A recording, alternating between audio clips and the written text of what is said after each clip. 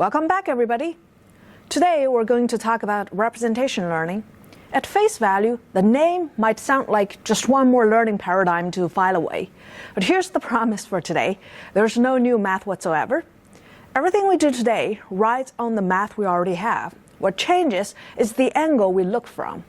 So far, we've mostly treated a machine learning model as a big calculator, right? We feed it data, it crunches numbers for us, and it spits out a prediction. And we tune the weights so the loss goes down. That picture is correct, of course, and it served us very well. But today, I want to shift our perspective and treat the model more like a brain. We're going to peek inside, layer by layer, and ask a different question. What does the model actually know about the data in the world it was trained on? And how does it store that knowledge internally? So here's the plan for the hour. First, we will revisit the neural networks we already know, but through a more geometric lens. And we'll make concrete what it means for a network to be a representation learner.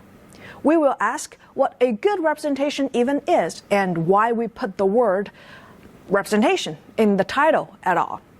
Then, because real labels turn out to be expensive, we will look at how to learn without real labels through unsupervised and self-supervised learning. And we will meet autoencoders, one of the earliest and simplest ways people tried to learn good representations without labels. From there, we will move from images to words, and word embeddings will be our bridge into natural language. That bridge is exactly where today hands off to Tommy, who picks up language modeling next lecture. And finally, we will take a tour through a few recent ideas from the research world to see where all of this representation learning idea is heading. So, let's recall. We have looked at this diagram a few times now. A feed-forward network takes a feature vector and pushes it through a stack of layers, where each layer is a linear operation followed by some nonlinearity. We compose linear, then nonlinear, then linear, then nonlinear, and we keep alternating. We also saw where the expressiveness comes from. With just a few of these simple nonlinear units, like ReLUs, we can create a bump and stack enough bumps, enough layers, and there's this beautiful theorem that says we can approximate essentially any smooth function we want as long as the network is wide enough and deep enough and has this nonlinear activations such as ReLU. That theorem is powerful and it tells us what a network can do. But notice what it doesn't tell us. It says nothing about what's happening inside the network, layer by layer. What is each individual layer actually doing to the data? That's the question we want to crack open today. To get a glimpse inside, it helps to plot a function a little differently. Here is the identity function, the way we're all comfortable with, right? So a 45-degree line, horizontal input axis, vertical output axis. Well, let me do something slightly unusual. Let me just dot out a bunch of input points along the horizontal axes. So these are the input points. And instead of keeping a separate vertical output axis, I'm going to take that output axis and lay it flat right on top of the input. Read this way, the identity function just sends every point back to exactly where it started. So it's the same coordinate in, same coordinate out. It looks trivial, and it is. But the value of this picture is that it lets us see any function as something that moves points around in space. And once we have that, the familiar building blocks of a neural network suddenly look interesting. Let's run our building blocks through this new perspective. Take a linear function in one dimension, for example. It takes an evenly spaced row of points and sends it to another evenly spaced row of points. The spacing might get stretched or squished depending on the coefficient, but the points stay evenly spaced. Now take a ReLU, right? So the ReLU does the nonlinear work. It takes the entire negative half of the line and snaps it onto a single point at the origin, at 0. And it lets the whole positive half pass straight through to where it already was. And take a sigmoid, for example. The sigmoid squishes the entire real line from way out negative to way out positive into this narrow interval between 0 and 1. These are exactly the same functions we already know. The only new thing is that we're now watching what they do to a cloud of points instead of staring at a curve. The real payoff of this picture is that we can stack. Suppose I apply a linear layer, then a ReLU, one after another. An evenly spaced row of points comes in. The linear layer doubles the spacing so the gaps stretch. Then the ReLU comes in and snaps half of those points down to 0, while the other half passes through. And now I can literally watch the data flow through 2 layers and see what each one contributed. That's what I mean by looking inside. We're no longer treating the layer as a number cruncher. We're watching it rearranging points. And this generalizes cleanly to higher dimensions, which is where it gets really nice. In the usual way of plotting, a 2-dimensional input to a 2-dimensional output would need a 4-dimensional space, which we can't draw. But in our point-moving picture, we can just track what a grid of points go through and eventually lands. So a linear layer takes a grid of 2-dimensional points and rotates it, twists it, and bends the whole space. Think of it like a DJ working a turntable, spinning and warping the whole sheet, so the distance between neighboring points gets stretched here and compressed there. And a ReLU in 2-dimensional space snaps the whole space onto the non-negative corner, folding everything onto the 2 positive halves of the axes. No 4-dimensional plots required. We just watch the grid get pushed around. Now let's look up a real example with this. Suppose we have a training set in a 2-dimensional feature space where the color of each point is its true label. Red 1 for class 1 and blue 1 for class negative. At the start, the cloud is a mess. Reds and blues are tangled together. What we want from a well-trained network is this. By the time the data reaches the output layer, every red point should be sent to one corner, the 1 hot vector 0, 1. And every blue point should be sent to the other corner, the 1 hot vector 1, 0. To keep this visualizable, let's pretend that every hidden layer also has exactly 2 neurons, so the picture stays 2-dimensional the whole way through. That's a contrived design, but it lets us see everything. And now we can watch the whole thing unfold layer by layer. At the bottom, we have this raw, tangled cloud from the feature space. The first linear layer twists and rotates it. A ReLU comes in and snaps part of it onto an axis. The next linear layer twists again, and step by step, that messy cloud follows path until, at the very top, we get the clean separation we wanted. All the reds in one corner and all the blues in the other corner. Each layer didn't solve the problem by itself. Each layer just handed the next one a slightly more organized version of the data. So here's the shift in perspective I've been building toward.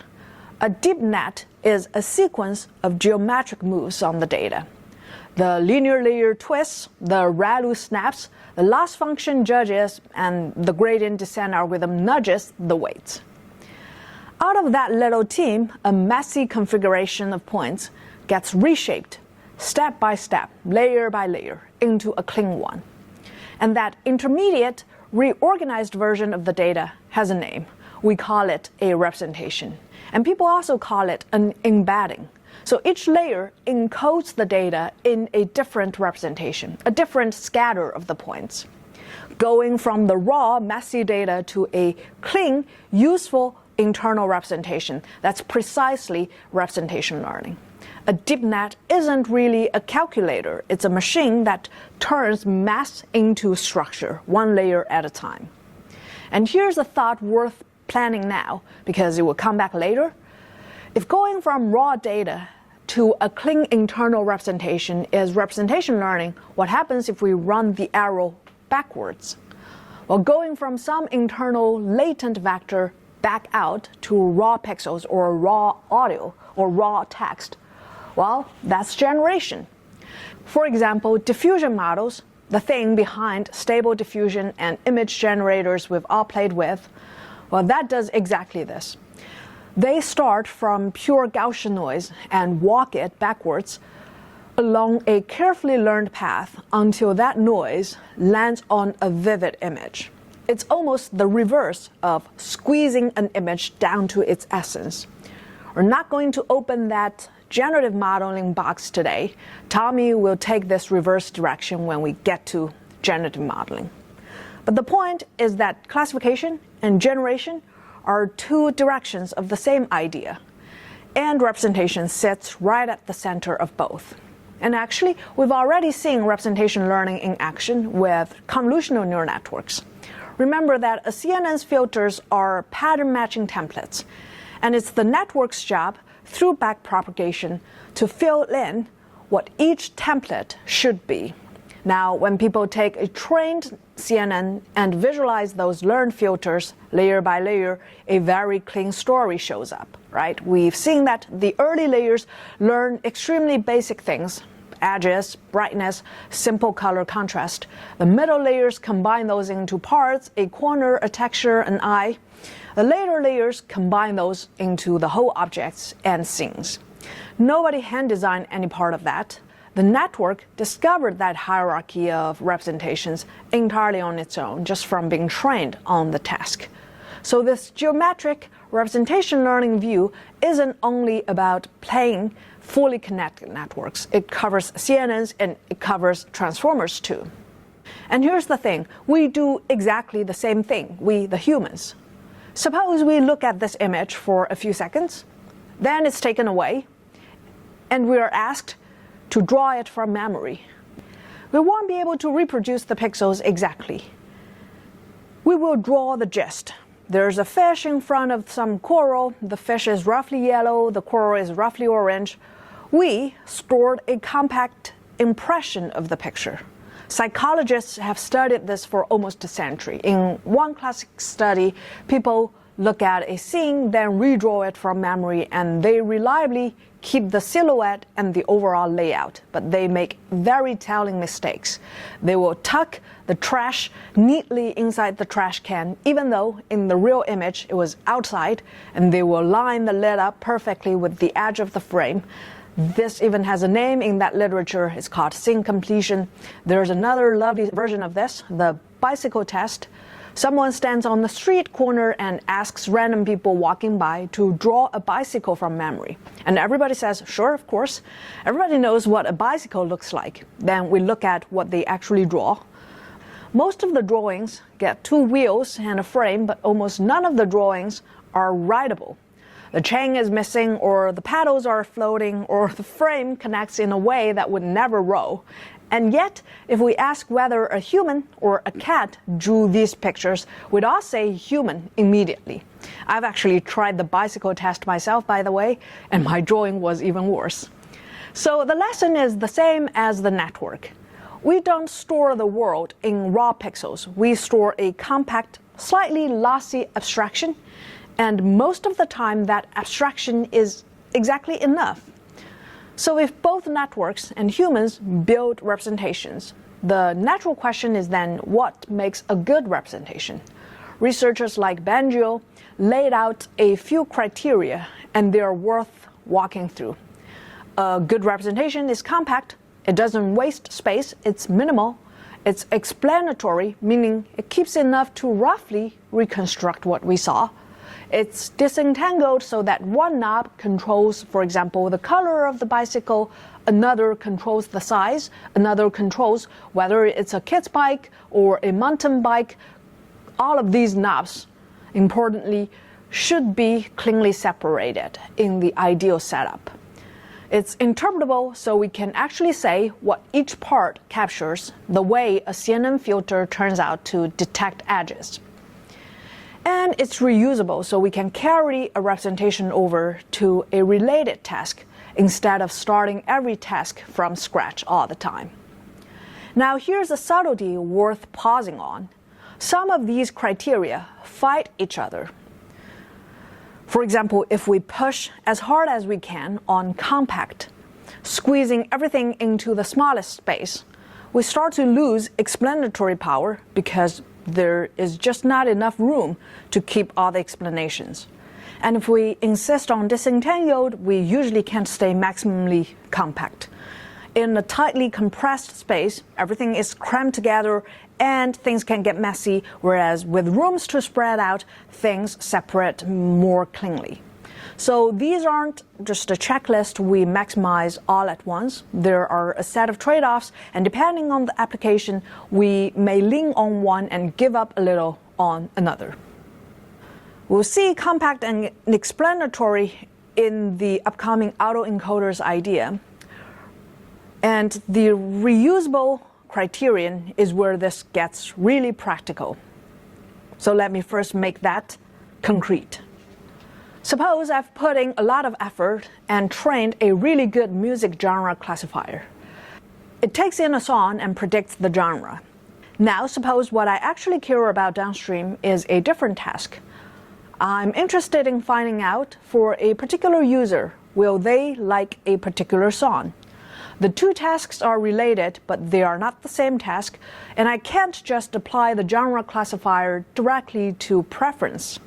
We actually met this idea back in the domain shift lecture, where transfer learning was one of our tools for handling shift. Back then, we leaned on it as a fix, take a model trained on one setting and reuse it in another, and we mostly took on faith that it works. Today, we get to see why it works at all. And the answer is, again, representations. With the representation lens, I can read the genre classifier as two stages. The early layers, let's call that F. Well, F learns something intrinsic about music itself, maybe the rhythm, the melody. The last piece, let's call it W, does the easier job of reading the genre off of that representation. And if I already understand music, then I can reuse it. So there are two natural ways to reuse the knowledge learned in F. And they are the same two moves we named back then. One, we freeze F entirely and train only a small new head, a new W, for the preference task. That's feature extraction. And F acts as a translator that already turns raw music into a good abstract representation. It saves an enormous amount of computation and an enormous amount of data. Two, we can keep F's weights as a starting point, a warm start, and fine-tune from there. So those weights are already a good initial guess, so we only need a little training to land on weights that do preference prediction well. Either way, the heavy lifting is already done, and we're building on top of it. And this is exactly why the big models we download are nowadays called foundation models, the workhorse we pointed at back there. They play the role of F. Some company trained these foundation models, on billions of examples, a huge slice of the whole internet, and that F has learned a kind of common sense representation that everybody else builds on, either by adapting a final layer or by fine-tuning. And here's an analogy we'll all recognize. Right? If we've already taken a linear algebra course, we don't really need to relearn linear algebra for a machine learning class. We can adapt some notation, we can pick up the convention specific to this machine learning class, but the foundation is already there, and it saves us a ton of work. Once something has learned to see or learned to read, the rest of us get to start from there. And it doesn't just save computation, it saves data too, which turns out to be the expensive part. This idea that data is the precious thing isn't new either. And actually, it's the ImageNet that taught it to the whole field. Recall that ImageNet was this competition that was held around 2010-ish. Around 2010, a group that started from Princeton set out to build a large labeled image dataset, partly because the field had no shared benchmark at all, and without a common dataset, nobody could even say what the state of the art was. And without good data, we're limited in what we can learn in the first place. And the team hit a wall almost immediately. Raw images are everywhere. We can scrape billions of them off the internet for free. But to run a recognition contest, we need the true label for each image, what object is actually in it. And that is the expensive part. Just how expensive was it? Well, they were aiming for around 14 million labeled images. They had to write proposals to fund the effort, and at one point the realization was, look, Princeton undergrads was expensive. Paying people to label 14 million images by hand is just unimaginable at that scale. So they turned to the internet, where all good things happen. They used Amazon Mechanical Turk, paying lots of anonymous people around the world to label the images for them. In fact, we've probably all done this labeling images for free. Every time a website asks us to click all the squares that contain a bus or a bike, we're basically labeling somebody's data set. Although these days it's getting harder and harder to use that as a way to tell humans apart from bots. Anyhow, the lesson from this ImageNet curation is that while supervised learning as a whole learning paradigm has set a really nice foundation for us, but there are some challenges. On one side, we have raw features, the pixels, the text, the audio. Those are abundant and basically free. The internet is flooded with them. On the other side, when we do supervised learning, we have labels, the description of what's actually the desired answer for the features. But labels are scarce and expensive enough that we pay strangers or trick people into producing them. And that gap is the whole problem, right? Pixels are everywhere, labels are what cost us. And that leads straight to the obvious question, can we learn something useful from the raw features alone without anyone handing us the label? And there are two answers to that. Two very closely related ideas. Some people even think of them as the same idea, myself included. But pedantically, the first idea is called unsupervised learning. Here we give a network no target at all. We just ask it to find structure in the raw data on its own, for example, by reconstructing its own input. The second idea is self-supervised learning, where we manufacture a target, a label, out of the data itself, out of the feature itself, by hiding part of the feature and ask the network to predict the hidden part. Both of them throw away the human labels, and both of them would rely on this idea of representation learning. They just differ in whether there's any prediction target at all, none for unsupervised or a made-up one for self-supervised. Let's perhaps just take the unsupervised route first with the earliest and simplest idea of them all, the autoencoder. So the autoencoder is the simplest unsupervised idea, and it might actually be the simplest thing we can do to explicitly try to learn a good representation. At a high level, we give the network no labels at all. We just feed in an image, and we ask the network to output that same image back. On its own, that's trivial. The network just copies the input straight to the output. So we add one constraint. We force the network into this bow tie shape with a narrow bottleneck layer in the middle. Say the input image is like 400 by 600 pixels. That's around 240,000 input values. But maybe I force the bottleneck layer in the middle to have only a few hundred or at most 1,000 neurons. Now, to reconstruct the full image, after squeezing it through that narrow waist, the network has no choice but to throw away the noise and keep only what matters. And this shape gives us names for the two halves.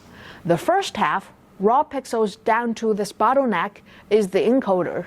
Its job is to turn raw pixels into a compact, abstract representation. The second half, bottleneck back out to pixels, is the decoder. Its job is to translate that abstract representation back into raw pixels. We train them jointly, and we measure success by how close the input and the reconstruction are in L2 distance pixel by pixel. We compare each pixel, square the deviation, and add it up basically.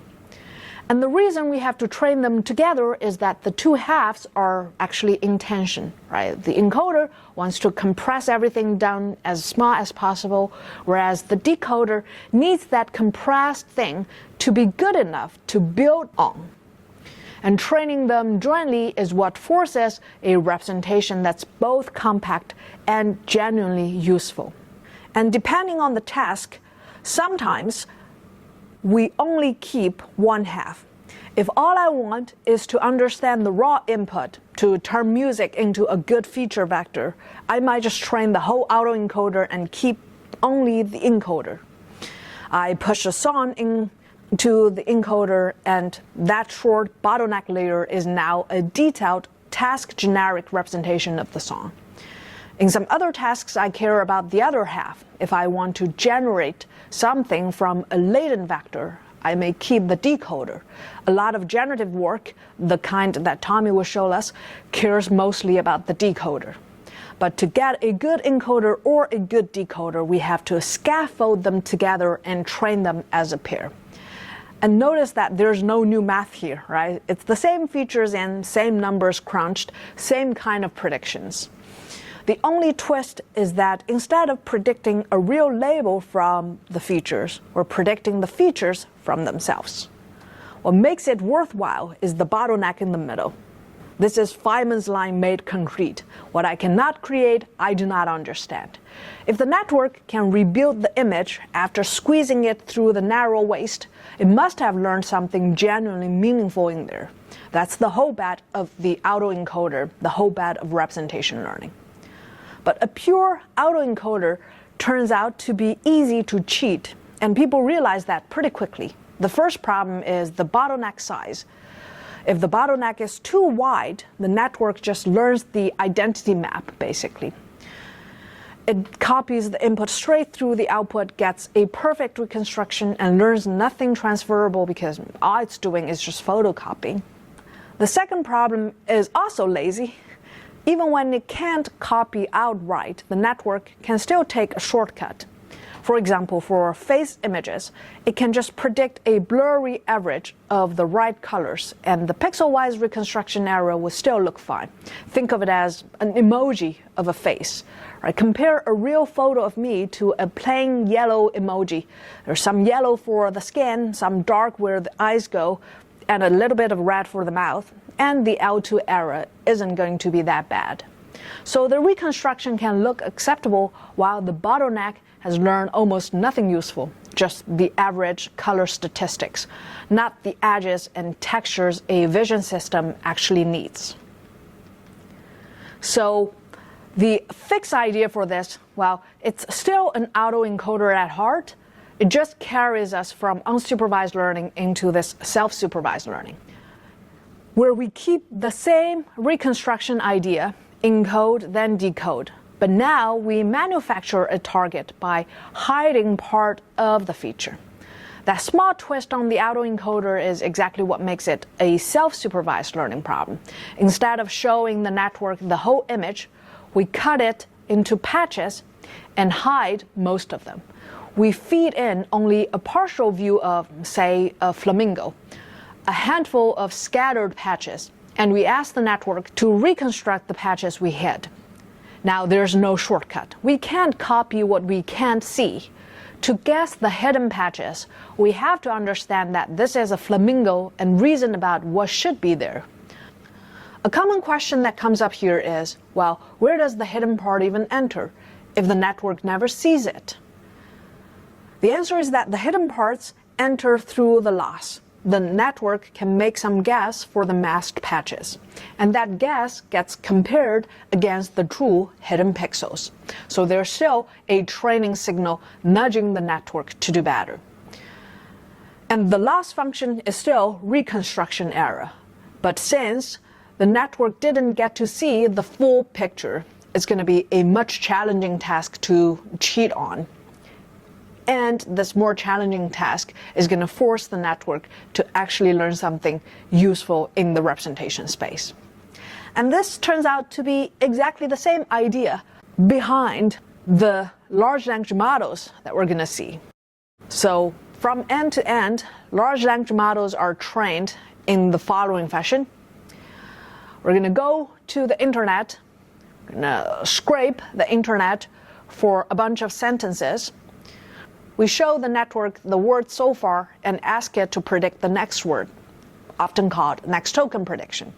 So for instance, we show the network this partial sentence. To date, the cleverest thinker of all time was blank. We'd want the network to predict the name. Einstein or Newton, definitely not a banana. How the model actually makes and samples that prediction is going to show up in Tommy's lecture. What we care about today is the piece underneath it, namely how words even become something a network can reason about. How does words become vectors, basically? Let's maybe start with how we do them ourselves, how we reason about words. When we read the cleverest thinker of all time was blank, our minds jump straight to the big scientific names, right? Newton, Einstein, they sit very close together in our heads because, well, they play similar roles in the story of human knowledge. Bananas and perhaps chairs, they sit far away because they are irrelevant here. So here's the curious question.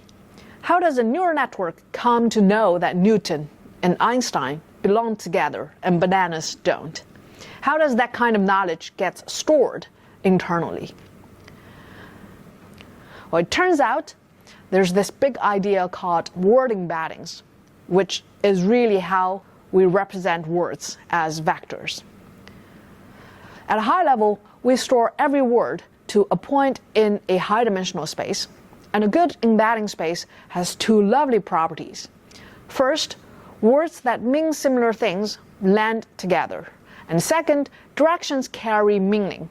So, for example, here, the direction from men to women is parallel to the direction from nephew to niece. And that's a gender direction. The direction from one country to another lines up with the direction from that country's food to another's. So going from Germany to Japan is like going from sausage to sushi. The magical part here, I guess, is that nobody hand-coded any of these directions. They just emerge when the network trains to predict the next word over billions of sentences. And that's the big part of where the power comes from, where the representation idea pays off. And there's one more property that's going to matter enormously next time, so let's probably just set it up here now. The word vectors come equipped with the dot product. Two vectors that point the same way, they tend to have a larger dot product. Two unrelated vectors sit roughly perpendicular with a dot product near zero. So similarity between two words becomes plain vector arithmetic, just a dot product. And because words now live in a vector space, we get all the tools of vector algebra for free. And we can add embeddings, subtract embeddings, follow directions, and measure alignment. And that's a remarkable amount of structure to get out of plain text. And let me make all of this concrete with a tiny example. Suppose I'm learning French from a dictionary with just 3 entries. Apple maps to pomme, banana maps to banane, lemon maps to citron. The English words are the keys, the French words are the values, and the word we look up is the query. Now if we ask for the French word for lemon, well, that's just a trivial lookup. The key, lemon, is right there in the dictionary, so the answer is citron, no thought required. But now, what if we ask for the French word for orange, which isn't in the dictionary at all? Well, Python would complain, since there's no key called orange.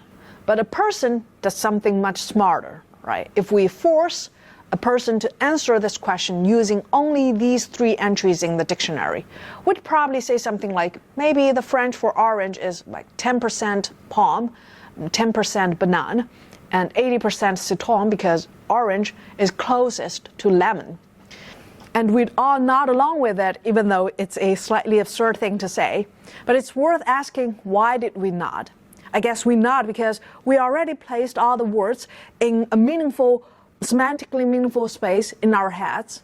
And without thinking about it, we compared orange to each and every one of those keys in the dictionary by their semantic similarity. Right, we thought, well, orange is perhaps 10% like apple for the roundness, 10% like banana for the sweetness, and 80% like lemon because, well, they are practically in the same family. Then we use those proportions, those percentages, to merge the values, the French words. Now, if we trace the steps we took in the reasoning chain, we compared semantic similarity, we used the similarities to turn into percentages. We then use those percentages to merge together the values. That process should sound familiar, right? That's exactly the attention mechanism we already saw in the core course when we covered transformers.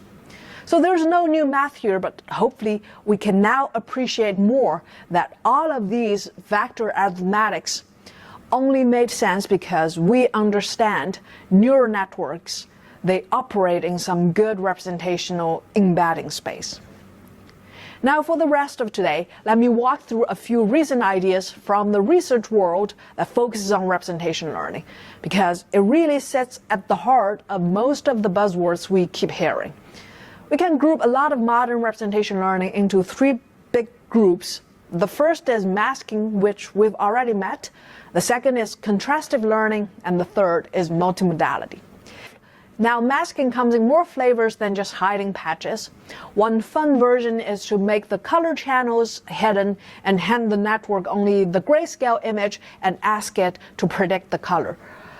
And for the network to get the colors right for a deep sea fish in this example, the network has to understand, well, this is a fish, and then the stuff around it is probably coral, which means we implicitly force the network to understand the scene via this pretext task of coloring.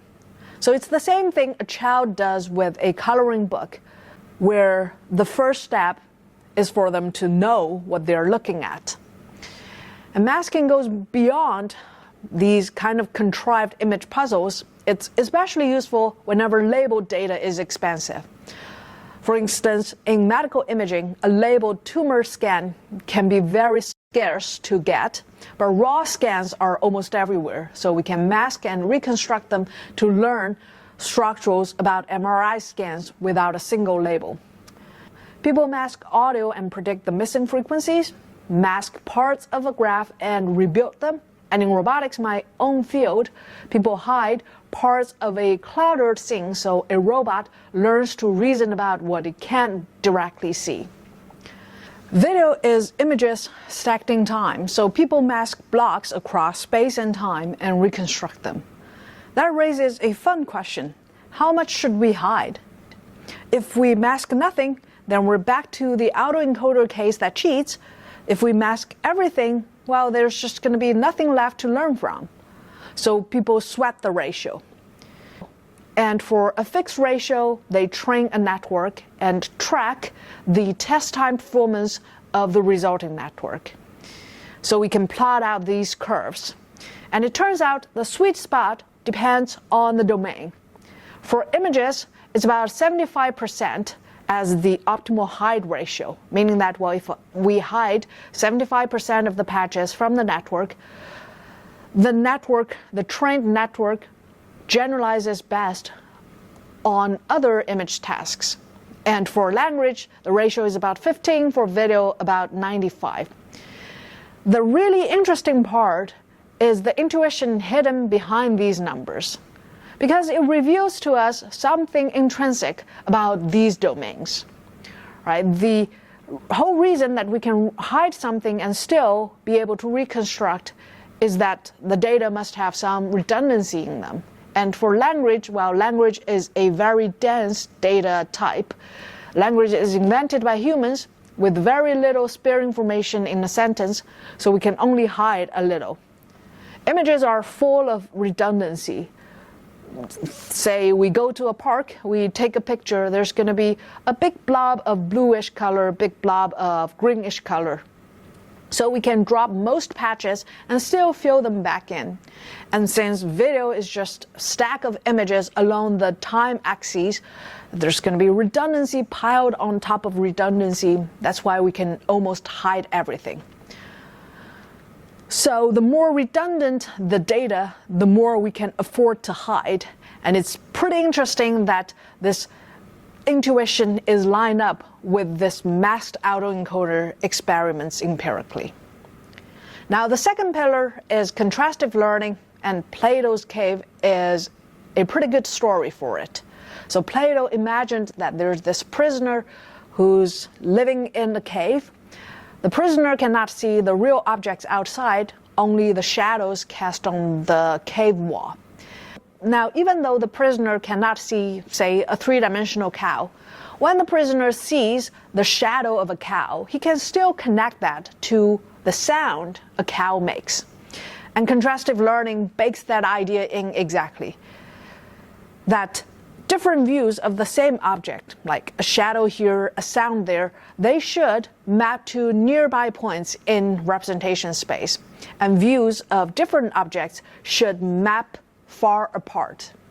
So if we truly have learned a good representation of the world, then the shadow of the cow and the moo of the cow should land in the same spot in the representation space.